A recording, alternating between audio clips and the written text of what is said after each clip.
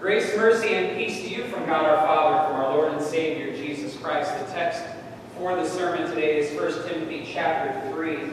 As I mentioned earlier, the title of the sermon is, What is a Pastor? And I'd like to begin by asking you to consider these scenarios. You're in a hospital, holding the hand of a dear friend who's been in a terrible accident, clinging to life. You don't know what's going to happen. You don't know what's coming next. All you need to know is that you need some strength, you need some comfort, and certainly your friend does too. And so you pick up your phone and you call your pastor. You're a young parent. You've just been through the most amazing day of your life. Your first child has been welcomed into the world.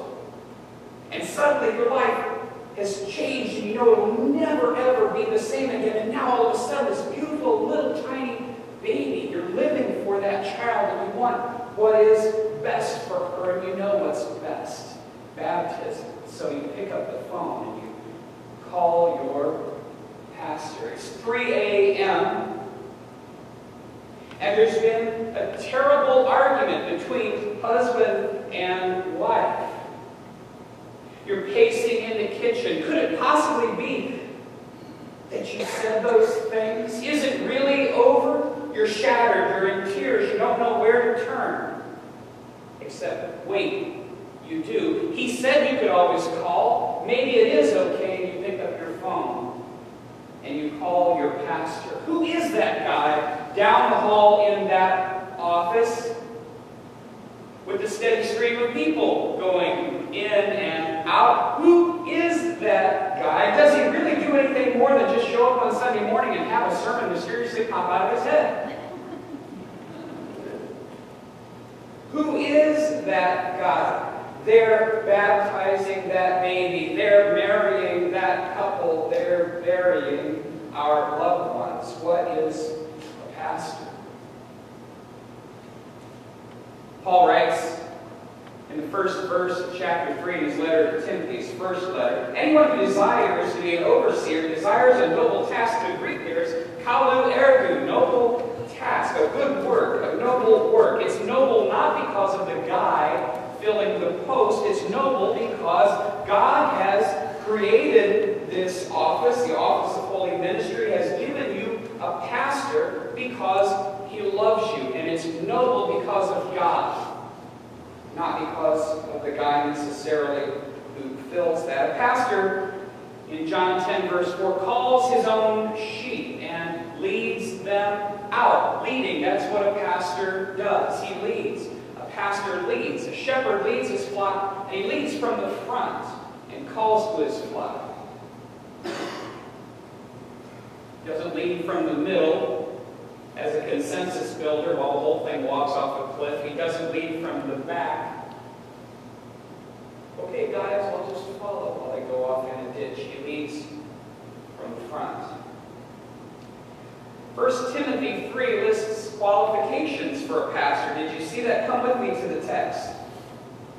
In verse 2, therefore an overseer and episkopos. In the Greek, we get our word bishop indirectly from that, episkopos. Overseer must be above reproach. In other words, he needs to be somebody that doesn't demean the office or the congregation that he shepherds. The husband of one wife. He needs to be literally a one-woman man, not somebody flirtatious, making rude comments or being inappropriate. Sober-minded. He needs to be even-keeled, not flighty.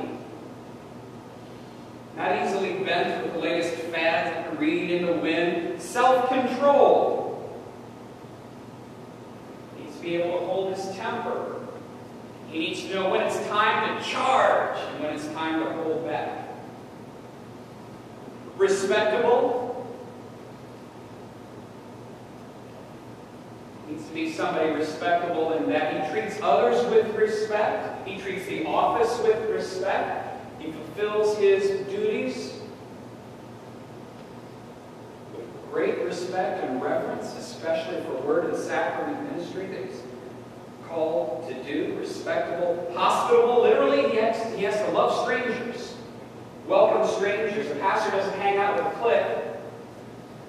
He rushes up to greet the visitors. Somebody on Sunday, they get extra credit, by the way. I won't embarrass him by name, but somebody did this awesome thing on Sunday. Awesome thing. Came and said, Pastor, that couple over there, this is their second visit. I zoomed over there, honed in. It's not automatically something you do by nature, but as a pastor, you got to know. Go to the visitors. Personally welcome the visitors. It might be your one shot. Able to teach, and not just teach, but teach well. We're here to profess and proclaim and defend the gospel of Jesus Christ. We got to know what it's about. We got to know the doctrine. We have to be straight as an arrow, dead on the money.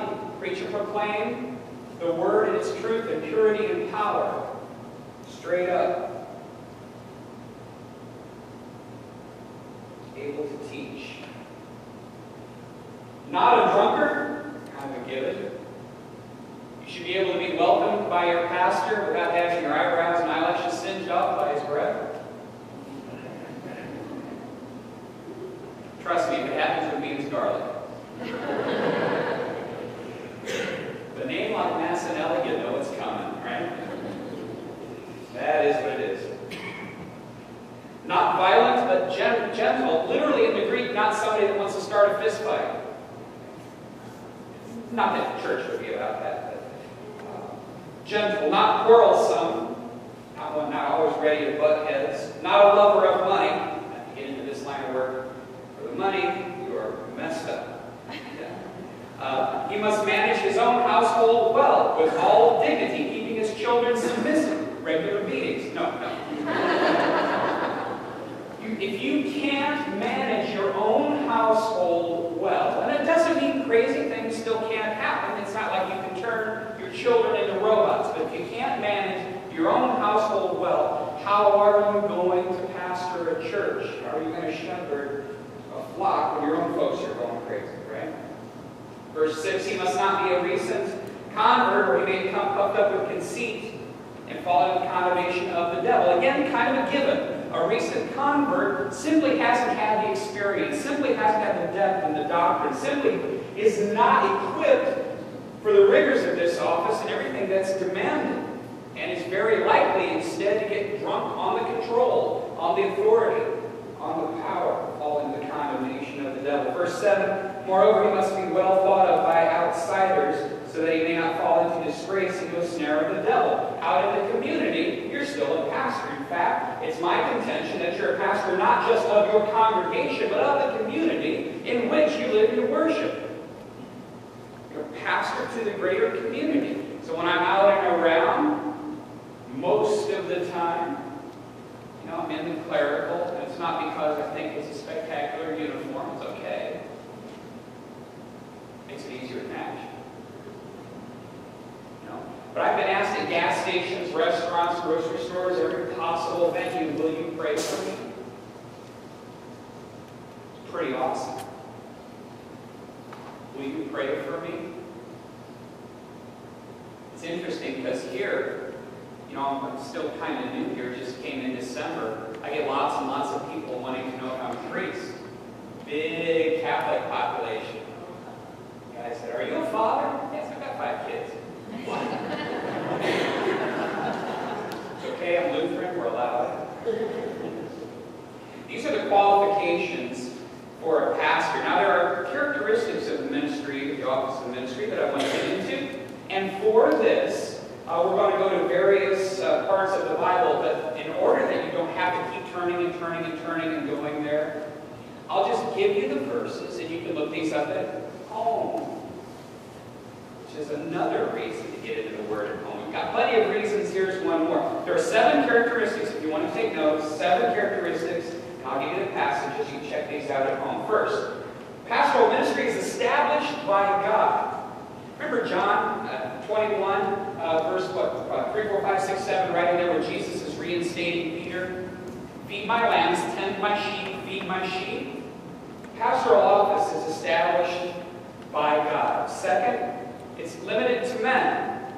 1 Timothy 2 is very clear on this.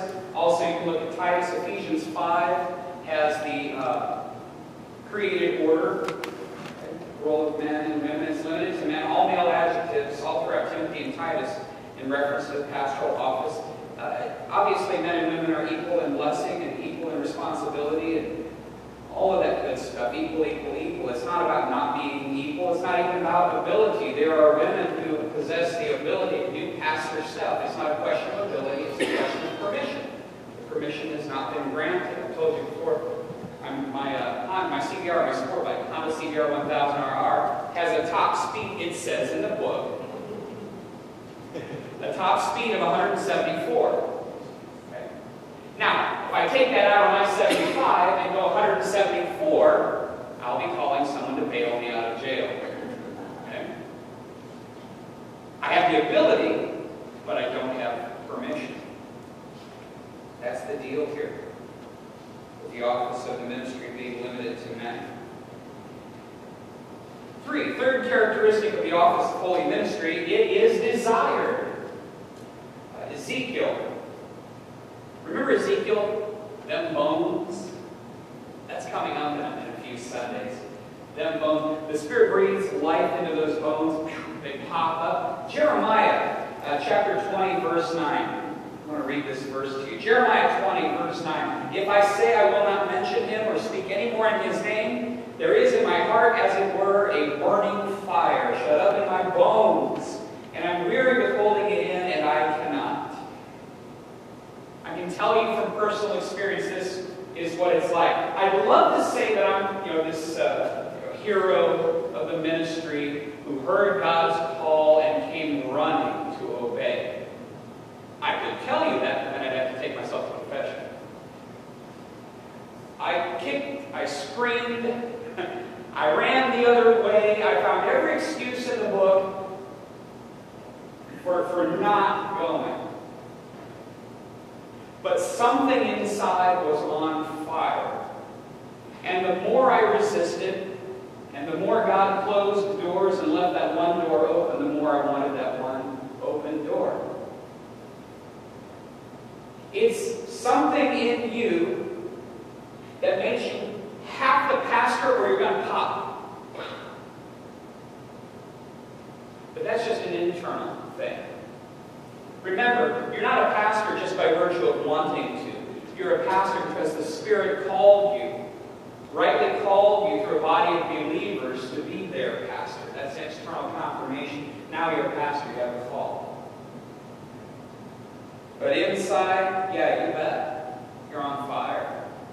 You have to pastor. Fourth characteristic, it is an elevated office, the pastoral office. It's elevated because we're called to watch over the very souls of our people. Hebrews 13:17, watch over their souls. James 5:14, pray over your people, especially the sick. Not just pray for them, pray over them. Pray, and pray, and pray. Cheryl can tell you from personal experience how many times she wakes up in the middle of the night and I'm laying there staring at the ceiling. What are you doing? What are you doing? I'm thinking about the church again.